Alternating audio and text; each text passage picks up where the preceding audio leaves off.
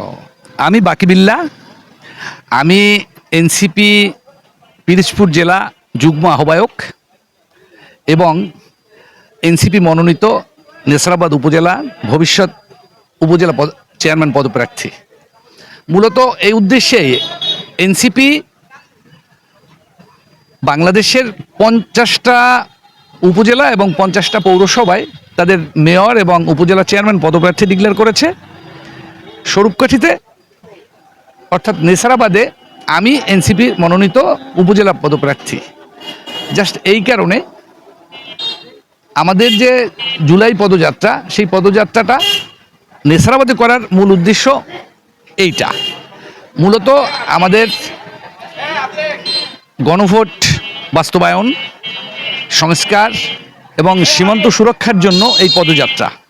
কিন্তু নেসারাবাদকে নির্বাচিত করা হয়েছে যেহেতু এখানে এনসিপির উপজেলা পদপ্রার্থী আছে সেই জন্য। এবং এই পদযাত্রায় অংশগ্রহণ করবে হাসনাত আবদুল্লাহ এমপি, উনি আমাদের মুখ্য সংগঠক দক্ষিণাঞ্চল। এছাড়া থাকবে আসিফ মাহমুদ সজীব ভুইয়া, সাবেক উপদেষ্টা। আসার কথা আছে ডাক্তার মাহমুদা মিতু এমপি, উনি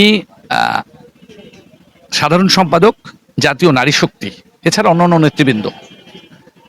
আমরা উপজেলা চত্বরে পথসভার আয়োজন করেছি এবং পথসভা শেষ করে আমরা একটা পদযাত্রা করব উপজেলা চত্বর থেকে শর্ষিনা পর্যন্ত। যদিও এটা কথা ছিল শর্ষিনা থেকে উপজেলা চত্বর, এটা আমরা বিশেষ কারণবশত পরিবর্তন করতে বাধ্য হয়েছি। আমাদের প্রস্তুতি মোটামুটি সম্পন্ন হয়েছে। আমাদের প্রচারণা আমরা ভালোভাবে করতে পেরেছি, কোথাও তেমন কোনো বাধার সম্মুখীন হই নাই। এবং এখানে আমরা একটা অস্থায়ী স্টেজ তৈরি করে সেখানে বক্তব্য উপস্থাপন করব। ধন্যবাদ। রাষ্ট্র সংস্কারের কথা যে বলা হচ্ছে কেন্দ্রীয় পর্যায় থেকে, তো আমরা তো আসলে একটা ছোট্ট একটা উপজেলা, এই উপজেলা পর্যায় পর্যন্ত এর সুফল আসলে আমরা ভোগ করতে পারবো কিনা সে বিষয়ে যদি আপনি একটু বলতেন। অ্যাকচুয়ালি আমাদের রাজনীতি, আমরা যে কথাটা বলেছি যে এই গত 54 বছর আমাদের রাজনীতিটা ক্রমশ যে মানব কল্যাণ বা মানব সেবা বা জনকল্যাণের যে রাজনীতি, সেই রাজনীতিটা নাই।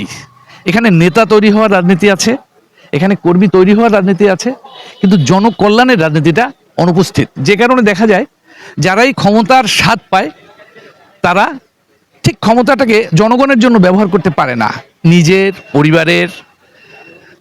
এবং বিশেষ করে আমাদের এখানকার রাজনীতিবিদদের যারা বড় বড় ক্ষমতায় এসেছে, দেখা যায় তাদের সন্তানদের লেখাপড়া হয় বিদেশে, তাদের চিকিৎসা হয় বিদেশে, তাদের বাড়িঘর করে বিদেশে, সম্পদ করে বিদেশে। দেশের প্রতি তাদের কোনো মায়া নাই। আমরা এই পরিবর্তনের জন্য এই বিপ্লবে অংশগ্রহণ করেছি বা বিপ্লব করেছি। সেই বিপ্লবে গত 17 বছরের যে ফেসিবাদ সেটা সামনে পড়েছে, কিন্তু মূলত উদ্দেশ্য হলো দেশকে সঠিক পথে নিয়ে যাওয়া, একটা নতুন বাংলাদেশ তৈরি করা।